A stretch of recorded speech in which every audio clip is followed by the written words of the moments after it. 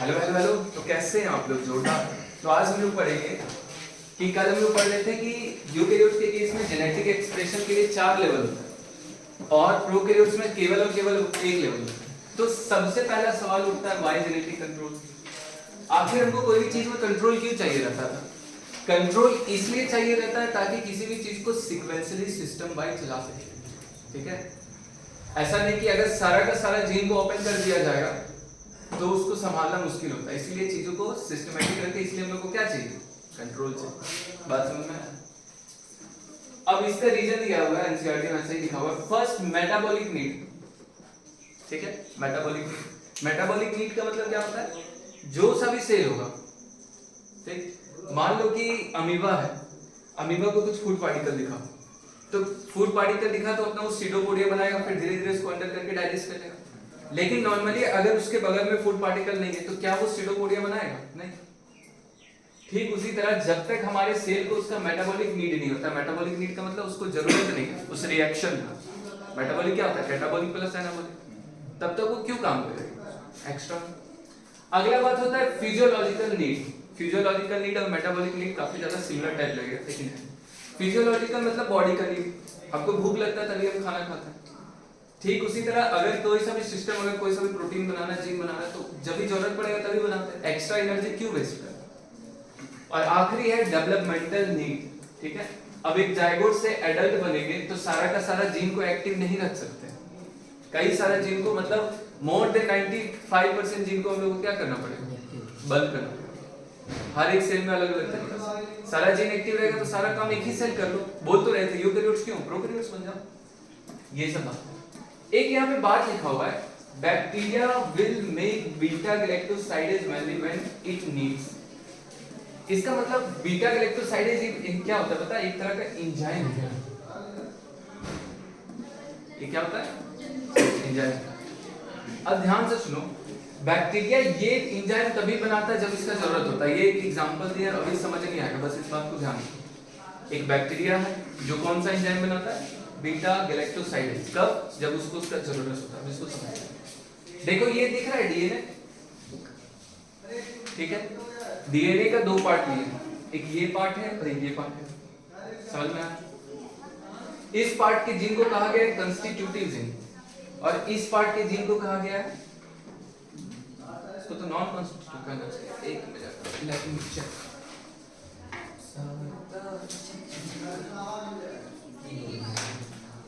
हाँ, इसको कहा जाता है नॉन कॉन्स्टिट्यूटिव। यहाँ पे नॉन लगा, नॉन लगा, नॉन।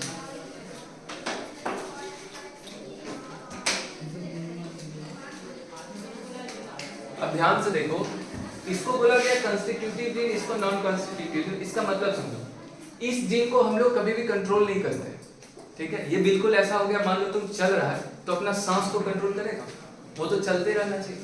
इसी तरह किसी भी सेल में अगर एनर्जी किससे बनता है? जैसे ग्लाइकोलाइसिस से बनता है, तो ग्लाइकोलाइसिस वाले जीन को कभी बंद किया ही नहीं जाता, वरना सेल क्या हो जाएगा? मर जाएगा। बात समझ में आता है? वैसा जीन जो ग्लाइकोलाइसिस में हेल्प करता है, उस जीन को बंद नहीं किया जाता, चाहे वो ब्रेन का सेल हो, चाहे वो स्पर्म हो, चाहे वो ओवम हो, चाहे वो कोई सा भी सेल हो। क्यों? ताकि वो लाइफ को एज इट इज चलाते रहे। ठीक है, ऑलवेज नीड इट्स एक्सप्रेशन। ये हमेशा चलते रहना चाहिए, ये रुका तो तुम खत्म। इसी जीन को कहा जाता है house keeping gene. House keeping मतलब क्या होता है? जो हाउस कीपर होता है, चीजों को सही तरह से व्यवस्थित रखता है, उसको कभी ऐसा थोड़ी होता है कि आज तुम छुट्टी पे चले जाओ, तो हमेशा ही होता है। इसका एग्जांपल देते हैं, जैसे सिम कार्ड। मान लो तुम एक फोन लिया, मान लो तुम्हारे पास एक शेल है बढ़िया सा, क्या तुम बार बार सिम जब भी फोन करना होता है तभी डालते हो, और जब नहीं होता तो निकाल देते हो? कि एक बार डाल के रख दिए तो रख दिए?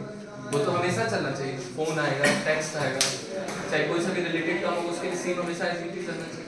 तो उसको क्या समझ लो? कंस्टिट्यूटिव। नॉन कंस्टिट्यूटिव का मतलब ये होता है ना, इसका जरूरत तभी पड़ता है, मतलब इसका यूज तभी किया जाता है जब इसका जरूरत पड़ती है। बात समझ में? इसका एग्जांपल बहुत अच्छा है, जैसे मोबाइल का टॉर्च। अंधेरा में ना यूज करोगे, ऐसा थोड़ी है कि दिन भर टॉर्च जला के रखोगे। दिन भर रखोगे तो क्या हो जाएगा? Battery down. तो मोबाइल टॉर्च को कभी यूज करोगे? जब उसका जरूरत है। तो नॉन कंस्टिट्यूटिव जीन का कब यूज करोगे? जब उसका जरूरत है। और सिम कार्ड और मोबाइल टॉर्च से याद रखना है। ठीक है, only in special situation. Special situation मान लो अंधेरा है, ठीक है, तो यूज करें। अब यहाँ पे एक फ्लो चार्ट इसको समझते हैं। जैसे एक जीन 1 है, ठीक है, ये बना है प्रोटीन, जीन से होता है ट्रांसक्रिप्शन, जीन का होता है ट्रांसक्रिप्शन और ट्रांसक्रिप्शन से होता है ट्रांसलेशन। तो जीन से बन गया प्रोटीन। देखो ये एक प्रोटीन है जैस्मीन की फूल की तरह, चमेली की फूल। ये जो प्रोटीन है ये गया किसी और जीन को कंट्रोल करता है, मतलब एक जीन का प्रोडक्ट किसी और जीन को कंट्रोल करता है, समझ रहे हो? मान लो इस जीन 2 को कंट्रोल किया, तो जो जीन का प्रोडक्ट बना और जाके जिस जीन को कंट्रोल किया तो इसको कहा जाता है रेगुलेटर जीन। रेगुलेटर मतलब कंट्रोल करने वाला, और जिसको जा करके कंट्रोल किया उसको बोला जाता है स्ट्रक्चरल जीन। और फिर स्ट्रक्चरल जीन क्या बनाएगा? एंजाइम। बात समझ? अब ध्यान से देखो, जीन कंट्रोल दो तरह का होता है, एक होता है नेगेटिव कंट्रोल, एक होता है पॉजिटिव कंट्रोल। बात समझ में? एक होगा नेगेटिव और एक पॉजिटिव। अब ध्यान से देखो, अगर जीन 1 का product decrease production of gene 2, मान लो ये जो भी बना, ठीक है, ये कुछ भी जो बना ये गया और इसका प्रोडक्शन को रोक दिया, मतलब एंजाइम नहीं बनने दिया। देखो कंट्रोल क्या है, यहां से ये बनेगा फिर जाकर ये इसको कंट्रोल करेगा, ठीक है। अब जैसे ये हो गया ना, पापा से कुछ चाहिए रहता तो मम्मी के थ्रू बोलो, तो मम्मी ये समझ लो ये है मम्मी, और इनसे जाके बोलो, तुम मम्मी को बोली मम्मी हमको आईफोन चाहिए, तो मम्मी बोली हाँ दिला देंगे, लेकिन पापा जाकर कभी बोली पहले तुमको सपोर्ट लेगी, अच्छी मम्मी रही। तो वही अगर तुम आईफोन मांग रहे हो तो क्या ये कभी जाएगा वहां तक इन्फॉर्मेशन? कभी नहीं चलेगा। तो क्या इसका प्रोडक्ट आएगा? थोड़ी ना पापा अपने मन से सुबह उठे मेरे बच्चे को आईफोन चाहिए, चलो खरीद देते 15 मैक्स प्रो, ऐसा तो नहीं होता। तो अगर जीन 1 ये वाला इसका एक्सप्रेशन को घटाए तो वो क्या हो जाएगा? नेगेटिव। और अगर ये वाला इसका एक्सप्रेशन को बढ़ाए तो हो जाएगा पॉजिटिव। अब तुम बोलोगे कि मम्मी 100 रुपए दो ना कॉपी खरीदना, तब तो 100% स्ट्राइक रेट मिल ही जाए। ये पेन खरीदना था तो है ना। जो प्रोडक्ट जाके इसको घटाता है उसको बोला जाता है रिप्रेशर। रिप्रेशर मतलब घटाने वाला, और जो जाके बढ़ाता है या फिर इंड्यूस करता है उसको बोला जाता है इंड्यूसर। अब बातें करते हैं ऑपेरॉन। तो ऑपेरॉन होता क्या समझो। ऑपेरॉन एक सिस्टम है। ऑपेरॉन क्या है? ऑपेरॉन एक ऐसा सिस्टम है जहां पर एक जीन का प्रोडक्ट, यहाँ पे एक जीन का प्रोडक्ट एक जीन को कंट्रोल कर रहा था ना, लेकिन ऑपेरॉन में एक जीन का प्रोडक्ट एक से ज्यादा जीन को कंट्रोल कर रहा है। समझ में आया? यहाँ पे जीन 1 जीन 2 को कंट्रोल कर रहा था, यहाँ पे जीन 1 हो सकता है जीन 2 3 4 3 4 को कंट्रोल करे। तो वही लिखा हुआ है व्हेन सिंगल रेगुलेटर जीन, यानी ये मतलब control more than one structural gene, यानी एक रेगुलेटर जीन एक से ज्यादा स्ट्रक्चरल जीन को कंट्रोल करे तो उसको क्या बोला जाएगा? सिस्टम को ऑपेरॉन। बात समझ में आया? क्या ये ऑपेरॉन का एग्जांपल है? नहीं, क्योंकि एक से एक होता है, एक से जब ज्यादा कंट्रोल हो तो ऑपेरॉन। पॉज करके नोट कीजिए।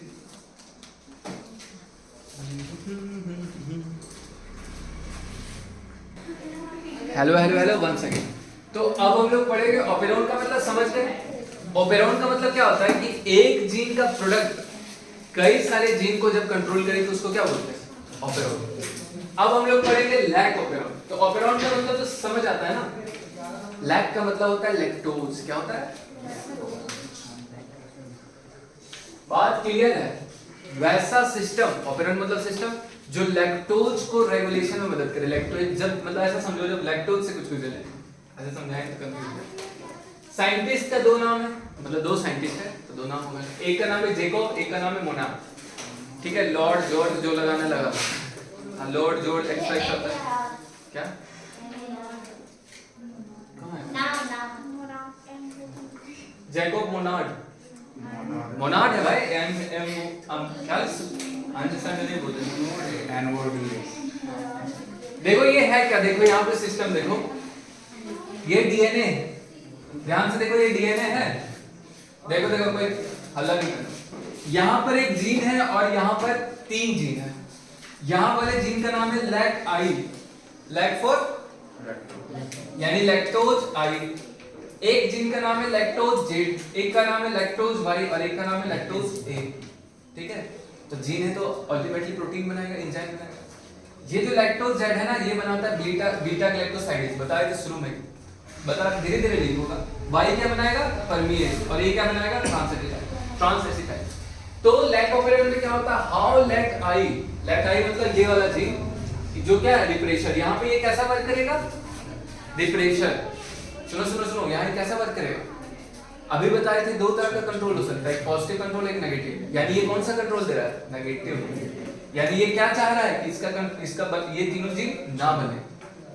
बताए थे ना, मम्मी से आईफोन मांगो कुछ काम नहीं आएगा। तो ऑब्वियसली इसका जो प्रोडक्ट है, ये जो देखो गुलाब मतलब क्या दिख रहा है, चमेली जैसा जी दिख रहा है ना, ये क्या होता है ना, यहाँ पे आके बाइंड कर सकता है। अच्छा देखो ये डीएनए है, तो डीएनए से पहले क्या होगा? ट्रांसक्रिप्शन। बताओ होगा ना? ट्रांसक्रिप्शन के लिए क्या होना चाहिए? आरएनए पॉलीमरेज को प्रमोटर पे जुड़ना चाहिए, तभी ना होगा। Promoter structure the not terminator. ये क्या करता है? ये दौड़ता दौड़ता जाके यहाँ जुड़ जाएगा, पहले इसको जुड़ने ही नहीं देता। समझ में आया? ये क्या करेगा? दौड़ के जाएगा, यहाँ जुड़ जाएगा, आरएनए पॉलीमरेज को जाने ही नहीं देगा। और ये जनरली क्या होता है, इससे जुड़ा रहता है, हमेशा उससे चिपका रहता है। नहीं नहीं तुम मत। अब उसको कैसे हटाना और कैसे, अब सुनो, अगर ये वाला इससे जुड़ा हुआ है कौन? रिप्रेसर, तो क्या इसका ट्रांसक्रिप्शन होगा? आरएनए पॉलीमरेज बाइंड ही नहीं कर पाएगा। बात समझ में? ये जाके इससे चिपक गया, इसको चिपकने ही नहीं देना। ठीक है, अब ध्यान से। How late I and repressor will control the structural gene ZYA? Simple ये कह रहा है, जो इसका रिप्रेसर वो कैसे इस तीनों को बनने देगा या ना बनने दे, इस सिस्टम को समझने को क्या बोलते हैं? लैक्टोज ऑपरेरोस। अब यहाँ पे एक कहानी है, ई कोलाई को तो जानते ही होंगे। ई कोलाई क्या है? बैक्टीरिया। बैक्टीरिया जनरली प्रेफर करता है ग्लूकोज खाना, ठीक है? मतलब बैक्टीरिया को रोटी चाहिए, तो रोटी वो जनरली खाता है, ऐसा समझो। लेकिन कभी कभी वो चावल भी खाता है। चावल से क्या रखना? लैक्टोज। अब देखो क्यों चावल का मतलब समझो। रोटी खाना है तो डायरेक्ट हाथ में रोटी लेके खा सकता है, लेकिन चावल खाने के लिए एक थाली चाहिए, कटोरी में दाल रखो और गिलास में पानी रखो, तभी ना खाओ, है ना? तो ऐसा करके समझो, यानी लैक्टोज को यूज करने के लिए उसको तीन चीज चाहिए, थाली, कटोरी, गिलास। यानी कि बीटा गैलेक्टोसाइडेज, परमेज और ट्रांसएडिशन। यानी इस तीन एंजाइम के बिना वो उसको खा ही नहीं सकता। मान लो ये थाली है, ये कटोरी है, ये गिलास है, इस तीनों के बिना उसको वो नहीं खा सकता। तो सुनो क्या लिखा हुआ है, E. coli generally uses glucose, but when it absent, रोटी अपने है तो जबरदस्ती मम्मी को रोटी थोड़ी बोलोगे, चप्पल आएगा ना उड़ते उड़ते, तो चावल वो जो रहेगा खाना पड़ेगा, भूख में नहीं रह सकते। E. coli can metabolize lactose, अगर ग्लूकोज नहीं है तो लैक्टोज का यूज कर सकता है, ठीक है? For energy need, अब सुनो, E. coli will prepare तीन enzyme to use lactose as a substituent। अब चावल खाना है तो कटोरी चाहिए, गिलास चाहिए, मतलब तीन एंजाइम तुमको बनाना पड़ेगा। बिना उस तीन एंजाइम के तुम लोग मतलब E. coli लैक्टोज को यूज नहीं कर सकता। ग्लूकोज को डायरेक्ट खा सकता है, लेकिन लैक्टोज को यूज करने के लिए उसको तीन हथियार का जरूरत पड़ेगा, ये तीन एंजाइम। अब सुनो कैसे। अब वही पूछ रहा है कि E. coli कैसे यूज करेगा। तो एक यहाँ पे रिएक्शन याद रखो, लैक्टोज क्या होता है? ग्लूकोज और गैलेक्टोज को का बॉन्ड होता है, ठीक है? बीच में ये जो बॉन्ड होता है इसको बोला जाता है ग्लाइकोसिडिक बॉन्ड। क्या बोला जाता है? यहाँ पे लिखा हुआ। जो बीटा गैलेक्टोसाइडेज है ना, वो लैक्टोज को तोड़ देता है किसमें? आधा ग्लूकोज और आधा गैलेक्टोज। समझ रहे हो? देखो एक एक करके तोड़ दिया। अब आगे का सुनो, वो तीन एंजाइम कौन कौन सा है जिसके कारण लैक्टोज को यूज किया जाएगा? सबसे पहले बीटा गैलेक्टोसाइडेज जो वहां पे था, इसका मेन काम क्या होता है? Break glycosidic bond between glucose and galactose. उस दोनों के बीच का बॉन्ड तोड़ देता है, तब ग्लूकोज अलग हो जाएगा, ग्लूकोज को खा लेगा। सोच रहे हो? ध्यान से। अगला जो एंजाइम है उसका नाम है परमेज। परमेज क्या करता है? Allow entry of lactose inside E coli. अब ये बात सुनो, मान लो यहाँ पे ये है ई कोलाई, ठीक है? अगर ग्लूकोज होता तो अंदर चल गया, ये खा लिया, लेकिन यहाँ पे क्या है? लैक्टोज। तो लैक्टोज ग्लूकोज से बड़ा होता, देखो दो दो है उसमें, ये अंदर नहीं जा पाता, ये अंदर, तो इसके लिए रास्ता बनाना पड़ता है कि आओ अंदर। तो वो रास्ता कौन बनाता है? परमेज। ये क्या बनाता है? वे। इसके लिए allow entry of lactose inside E coli, यानी ई कोलाई के अंदर लैक्टोज को आने के लिए क्या रास्ता बनाता है। और आखिरी जो एंजाइम है जो ये बनाएगा गिलास, तो ट्रांस एसिटाइलेज, इसका जो है ना, इसका स्टडी हमारे सिलेबस से बाहर है। क्या होता है सिलेबस किसमें? ट्रांस एसिटाइलेज के बीच में बारे में नहीं जानना। तो सुनो, तीन एंजाइम कौन कौन है? Beta galactosidase, permease, trans acetylase. Beta galactosidase क्या करेगा? तोड़ देगा दोनों को आधा आधा। परमेज क्या करेगा? उसको अंदर बुलाने में मदद करेगा। और ट्रांस एसिटाइलेज आउट ऑफ ये औकात, सिलेबस औकात के अंदर। अब ध्यान से देखो, ये डीएनए बना हुआ, यहां से बनता है लेक आई। आई का मतलब पता है क्या है? आई का मतलब होता है इंड्यूसर। छोड़ो अभी, छोड़ो, लेक आई है, ठीक है। लेक आई यहां से बनाया है रिप्रेशर, और ये रिप्रेशर क्या होता है? इससे जुड़ा रहता है, किससे? प्रमोटर रीजन से। प्रमोटर से पहले ऑपरेटर होता है, तो ऑपरेटर के पास जुड़ा रहता है, ठीक। अब जुड़ा रहता है तो आरएनए पॉलीमरेज कभी जुड़ पाएगा? नहीं जुड़ पाएगा। अगर आरएनए पॉलीमरेज जुड़ेगा नहीं तो फिर ट्रांसक्रिप्शन ये सब जीन का कहां से होगा? ना ट्रांसक्रिप्शन होगा तो ट्रांसलेशन तो होगा ही, प्रोडक्ट तो बनेगा ही। इसीलिए अगर आरएनए पॉलीमरेज को यहां जोड़ना है, यानी इस एंजाइम को पकड़ के रखना पड़ेगा, मतलब इस रिप्रेशर को रोक के रखना पड़ेगा। समझ में आया? आया कि नहीं? ठीक है। अब सुनो, होता क्या है रियलिटी में, जब लैक्टोज अंदर आता है ना, तो लैक्टोज कैसा है? ऐसा ऐसा डंबल जैसा। ये क्या करता है? इसके चारों तरफ ऐसे बंध जाता है, और इसको क्या बना देता है? बड़ा सा भारी। तो ये कभी वहां तक दौड़ के पहुंच ही नहीं पाता। अगर ये नहीं जाएगा तो कौन चला जाएगा? और एक बार ये चला गया तो तीनों का तीनों जीन बन जाएगा। ये समझ में आया? अब यहां से एक चीज याद रखना, जेड बाई ए। जेड कौन सा बना रहा है? तो बी। ये क्या बना रहा है? B P T. तो ये भी याद रखना कि जेड से क्या बनता है? Beta glycosidase. वाई से क्या बनता है? परमीएज। और समझ लीजिए ए से क्या बनता है? ट्रांसलेशन। तो बस इतना नोट लिखा हूं।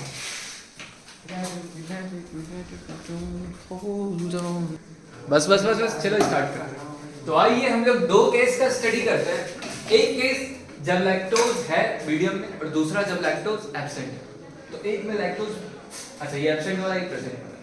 जब लैक्टोज है ही नहीं तो हम लोग को क्या एंजाइम का जरूरत है? तो तीनों में से तीन एंजाइम का जरूरत नहीं है, तो वही लिखा हुआ है नो नीड ऑफ 3 एंजाइम। लेकिन जब होगा तब तो जरूरत पड़ेगा, वहां पे यस नीड, मतलब हां नीड है, ऐसे करना।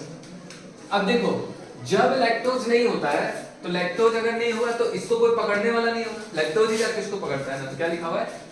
Repressor bind to operator and prevent RNA polymerase binding. मतलब सुनो, अगर इसको तो कोई पकड़ने वाला नहीं, यानी ये दौड़ते दौड़ते जाएगा, यहां जुड़ जाएगा, और आरएनए पॉलीमरेज को जुड़ने नहीं। इसी को क्या बोलते हैं? नेगेटिव बोलते हैं। अब सुनो, अगर लैक्टोज प्रेजेंट है तो तीनों का तीन एंजाइम चाहिए। खाली गिलास चम्मच नहीं, क्या था? खाली कटोरी गिलास। Lactose bind to operator and check the binding of repressor. क्या होगा? लैक्टोज जाएगा, रिप्रेसर पे बाइंड करेगा, और चेक का मतलब क्या होता है? रोकना। क्या रोकेगा? रिप्रेसर को ऑपरेटर से जोड़ने से। वही लिखा हुआ है, lactose bind to operator and check the binding of repressor to the operator region. अब इसको यहीं पे भारी कर देगा ना, बड़ा सा, और इसके कारण क्या होगा? RNA polymerase can bind to promoter region. अब ये रुक गया तो ये जाके आराम से जुड़ जाएगा। एक बार जुड़ गया, ट्रांसक्रिप्शन होगा, हो गया, बन गया तीनों के तीनों एंजाइम। यानी कि अब हम लोग क्या यूज कर सकते हैं? हम लोग नहीं, बैक्टीरिया लोग लैक्टोज का भी यूज कर सकते हैं। Lactose is inducer. सुनो, अगर मीडियम में लैक्टोज नहीं होता तब तो ये यहां से हमेशा जुड़ा रहता, वो एब्सेंट वाला केस में। लैक्टोज ही आकर के इसको बड़ा मतलब भारी कर दिया ना, और वही ना इंड्यूस किया क्या? जीन का एक्टिवेशन लैक्टोज ही ना इंड्यूस किया। तो वही लिखा हुआ है, lactose is inducer because it induces का मतलब एक्टिवेट कर, इंड्यूसेस या एक्टिवेट द ऑपेरॉन। मतलब लैक्टोज ही वो चीज है जो जाके जुड़ता है और वही ऑपेरॉन को स्टार्ट करता है। देखो, बिना लैक्टोज के इसको पकड़ नहीं पाओगे, अगर इसको नहीं पकड़ोगे तो ये जुड़ जाएगा। समझ में आया? कि लैक्टोज को इसलिए क्या कहा जाता है? इंड्यूसर, क्योंकि वही है जो पूरे के पूरे ऑपेरॉन को चलाता है। ये मजा आया? हाँ, तो आज का क्लास का यहीं पे एंडिंग होता है। 15 अगस्त की ढेर सारी शुभकामनाएं। जय हिंद, जय भारत।